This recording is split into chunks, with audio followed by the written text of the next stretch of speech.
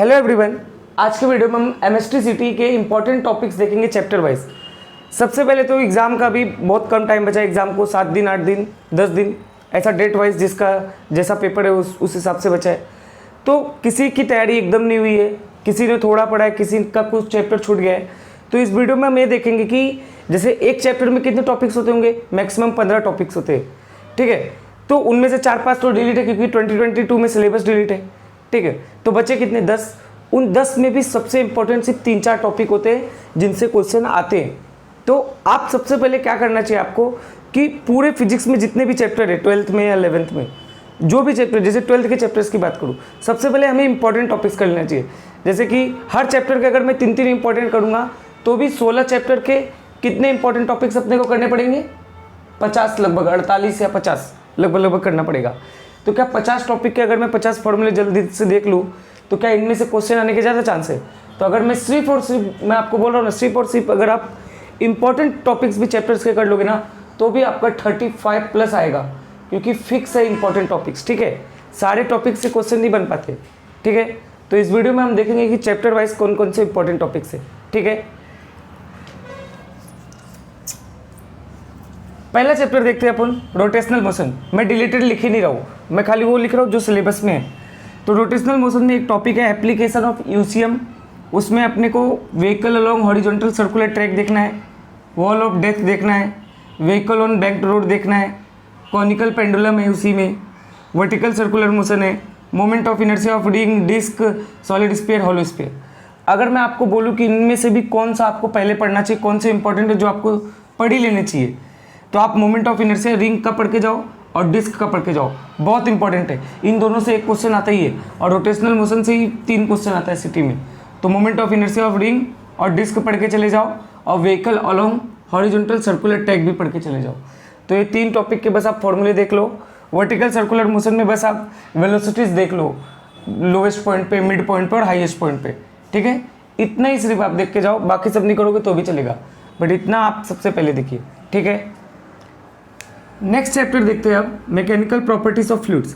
Mechanical property of fluid में सिर्फ आपको सिलेबस में 2 ही टॉपिक है, विस्कोसिटी और surface tension. Bernoulli's equation, equation of continuity, pressure, ये सब डिलीटेड है। मैं अगर इसमें भी आपको बात करूँ ना, सिर्फ और सिर्फ आप सरफेस टेंशन में ना कैपिलरी का है ना, कैपिलरी ट्यूब का हाइट वाले फॉर्मूले पढ़ लो, हाइट के फॉर्मूले पढ़ लो और हाइट का जो सबके साथ रिलेशन है, रेडियस ऑफ कैपिलरी के साथ रिलेशन क्या है, एंगल के साथ रिलेशन क्या है, मास के साथ रिलेशन है, पोटेंशियल एनर्जी के साथ क्या रिलेशन है, बस इतना कर लो, आपको इसमें से ही 2 क्वेश्चन मिल जाएगा। आपको पता होना चाहिए पिछले साल रेडियस से भी, मास से भी सबसे रिलेशन पूछ चुका है, ठीक है। हाइट का डायरेक्ट फॉर्मूला में मास नहीं होता है, बट मास से आप रिलेशन उसका दूसरे फॉर्मूले से कर सकते हो, ठीक है। Mass is equal to density into volume करके आप उसका रिलेशन निकाल सकते हो, ठीक है। तो आपको सिर्फ कैपिलरी ट्यूब में आप हाइट का रिलेशन पढ़ लो, आपका हो जाएगा। विस्कोसिटी नहीं पढ़ोगे तो भी चलेगा, सरफेस टेंशन में पूरा नहीं, सिर्फ कैपिलरी ट्यूब पढ़ लो, ठीक है। Next chapter KTG and radiation देखते हैं। केटीजी रेडिएशन में आपको प्रेशर ऑफ आइडियल गैस है सिलेबस में, आरएमएस स्पीड है, स्पेसिफिक हीट कैपेसिटी है, और रेडिएशन पार्ट से आपको एब्जॉर्प्शन, रिफ्लेक्शन और ट्रांसमिटेंस है, इमिशन ऑफ हीट रेडिएशन है, वेन्स डिस्प्लेसमेंट लॉ और स्टीफन लॉ ऑफ रेडिएशन। इतने सारे टॉपिक है, बट मैं आपको एकदम क्लियर कट बता दूं किससे क्वेश्चन आता है। एक क्वेश्चन आपको आरएमएस स्पीड से दिख ही जाता है। आप जाइए सारे शिफ्ट के पेपर देखिए, एमएसटी सिटी के, आरएमएस स्पीड का क्वेश्चन आपको दिखता ही दिखता है, वेन्स डिस्प्लेसमेंट लॉ का क्वेश्चन आपको दिखता ही दिखता है। मोस्ट इंपॉर्टेंट इसके क्वेश्चन तो हर पेपर में एक पूछे गए। स्टीफन लॉ ऑफ रेडिएशन, मतलब एक फॉर्मूला आप इसका पढ़ लो, एक इसका पढ़ लो, एक इसका पढ़ लो, सिर्फ 3 फॉर्मूले पढ़ लो और जाके पेपर में क्वेश्चन देख लो, आपका हो जाएगा। मैं बोल रहा हूँ पूरा मत पढ़ो, सिर्फ इन 3 के फॉर्मूले पढ़ लो। तो केटीजी और रेडिएशन में अगर आपके पास टाइम कम है तो बस आप ये 3 टॉपिक पढ़ लीजिए, ठीक है। अगर मैं आपसे नेक्स्ट चैप्टर थर्मोडायनेमिक्स की बात करूँ तो उसमें 4 टॉपिक है सिलेबस में। जेरोथ लॉ ऑफ थर्मोडायनेमिक्स है, हीट है, इंटरनल एनर्जी वर्क है, फर्स्ट लॉ ऑफ थर्मोडायनेमिक्स है और थर्मोडायनेमिक प्रोसेसेस है, आइसोथर्मल, आइसोबेरिक, आइसोकोरिक, आइडियाबेटिक।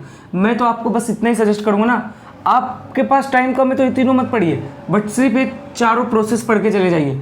आपको हर पेपर में, सिटी का कोई भी पेपर उठा लो, आपको प्रोसेस से क्वेश्चन 1 से 2 क्वेश्चन मिल ही जाएगा थर्मोडायनेमिक का। तो आप सिर्फ एक, अगर आपके पास टाइम कम है, सिर्फ आप एक प्रोसेस पढ़ लीजिए तो भी आपका हो जाएगा, ठीक है। अगर मैं आपसे नेक्स्ट चैप्टर ऑसिलेशन की बात करूँ ना, तो ऑसिलेशन में आपको ये 4 टॉपिक है, लीनियर एसएचएम है, सिंपल पेंडुलम है, एनर्जी है, टॉर्सनल ऑसिलेशन। अगर आपके पास टाइम कम है तो मैं आपको सजेस्ट करूँगा आप सिंपल पेंडुलम सबसे पहले पढ़िए, फिर उसके बाद आप, पता है इन सब के जो लीनियर एसएचएम है ना, ये आपको लग रहा होगा कि सर बहुत बड़ा है, कुछ भी बड़ा नहीं है। सबके छोटे छोटे फॉर्मूले, एक्सेलरेशन, वेलोसिटी, इनका सबका आपस में रिलेशन है, एम्पलीट्यूड, फ्रीक्वेंसी, पीरियड, डिस्प्लेसमेंट। बस आप लीनियर एसएचएम और सिंपल पेंडुलम का फॉर्मूलेज इनके कर लीजिए। मैं आपको बता रहा हूँ कि ऑसिलेशन से 2 या 3 क्वेश्चन आता है, आपको हो सके 2 क्वेश्चन इन्हीं टॉपिक से आपको मिल जाए, ठीक है। अगर मैं आपसे नेक्स्ट चैप्टर वेव ऑप्टिक्स की बात करूँ, तो वेव ऑप्टिक्स में अपने को 4 चीज़ें, ह्यूजेंस थ्योरी है, रिफ्लेक्शन है, YDSC young double slit experiment और डिफ्रैक्शन। मैं आपको गारंटी दे सकता हूँ कि YDSC से क्वेश्चन आता है 100%, 1 से 2 क्वेश्चन फिक्स आता है, ठीक है। अगर आपको लग रहा है कि नहीं एक दो इसके बस YDSC के फॉर्मूलेस कर लो बस। अगर आपको लग रहा है कि टाइम वगैरह है तो आप डिफ्रैक्शन में फॉर्मूला देख लो, और फॉर्मूला भी सबका मत देखो ज़्यादातर, बस आप सेंट्रल मैक्सिमम का फॉर्मूला देख लो बस।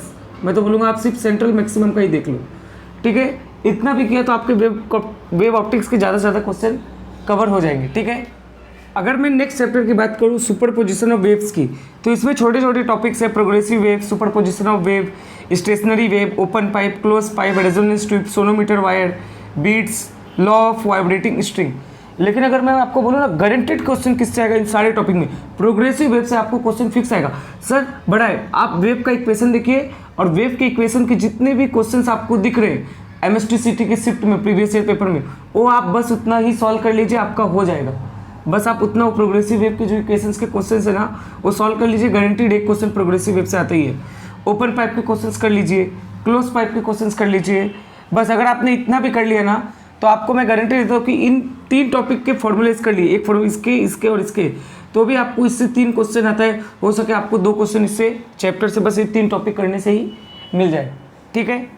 अब अगर मैं नेक्स्ट चैप्टर करंट इलेक्ट्रिसिटी की बात करूँ ना, तो सबसे पहले Kirchhoff's law, Wheatstone bridge, meter bridge और पोटेंशियोमीटर, ये सब आपके सिलेबस में।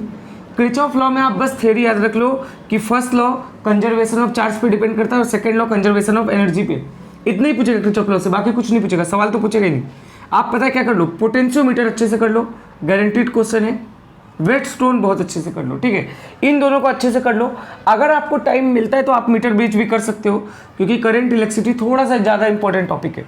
तो व्हीटस्टोन और पोटेंशियोमीटर तो आप जरूरी करो, ठीक है। अब अगर मैं नेक्स्ट चैप्टर इलेक्ट्रोस्टैटिक्स की बात करूँ, तो सबसे पहले तो इसमें एप्लीकेशन ऑफ गॉस लॉ है। एप्लीकेशन ऑफ गॉस लॉ में आपको स्पेरिकल सेल है, सिलेंडर है, और आपको इन्फाइनाइट प्लेन शीट है।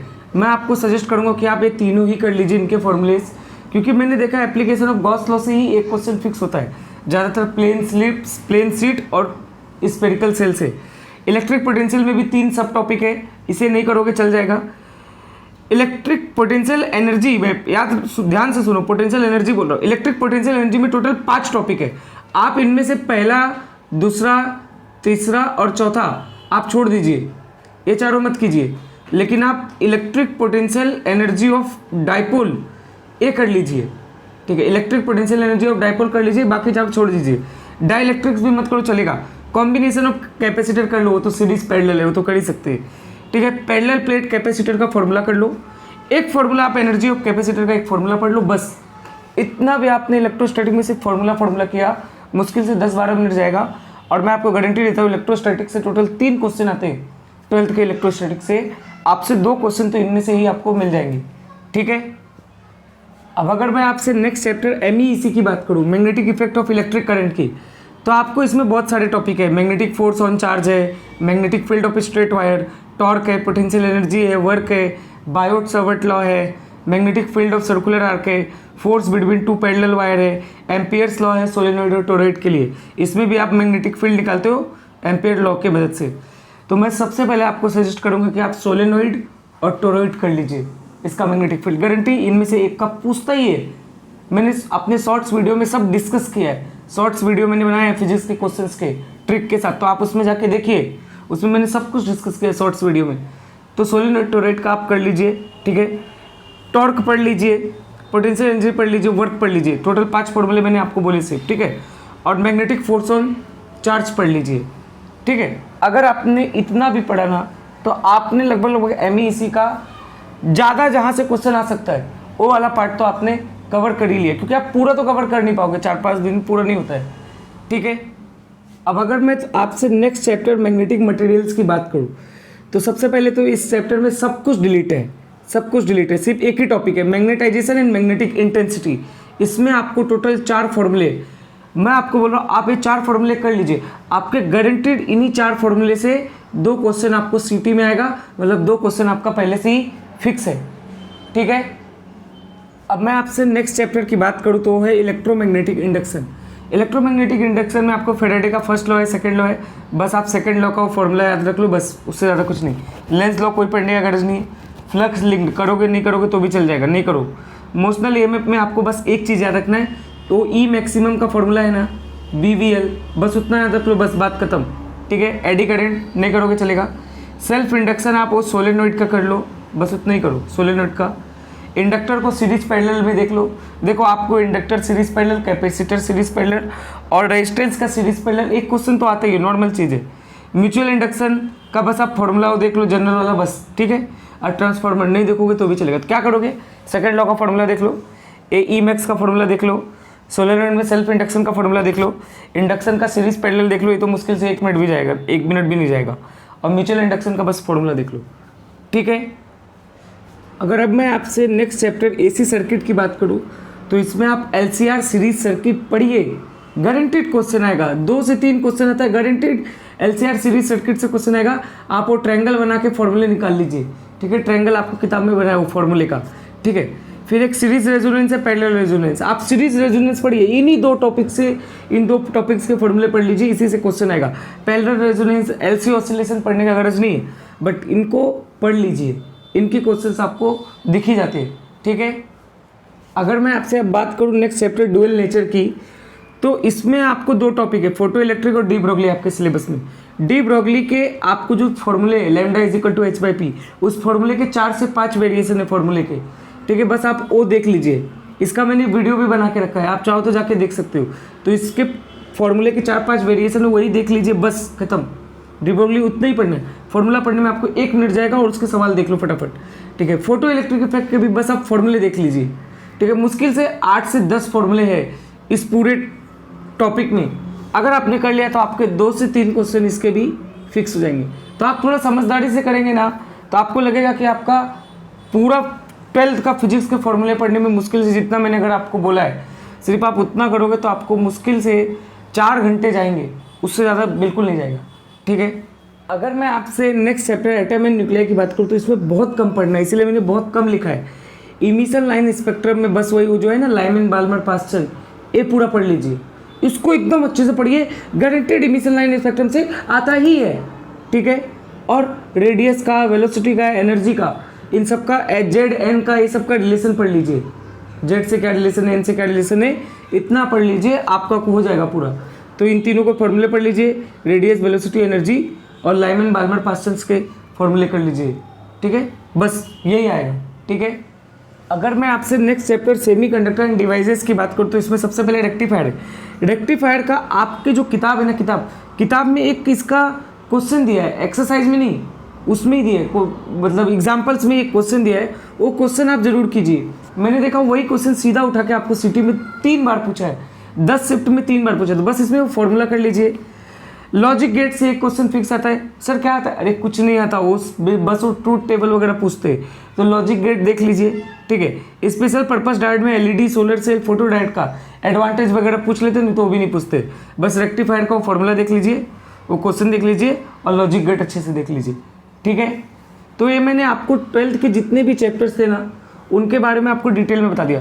मुश्किल से मैंने आपको 50 से 60 टॉपिक्स बताए, अगर आपने 50 से 60 टॉपिक किए तो आपके गारंटेड, मैं बोल रहा हूँ 30+ या 35+ क्वेश्चंस इसी टॉपिक से आने वाले, ठीक है। अगले वीडियो में मैं आपको 11th के भी टॉपिक्स बताऊंगा, बट 12th के टॉपिक्स ज़्यादा इंपॉर्टेंट है, क्योंकि 40 क्वेश्चन 12th के रहेंगे प्लस 10 क्वेश्चन 11th करेगा, तो 12th के आप इन्हीं टॉपिक्स पे प्लीज़ फोकस कीजिए, ठीक है।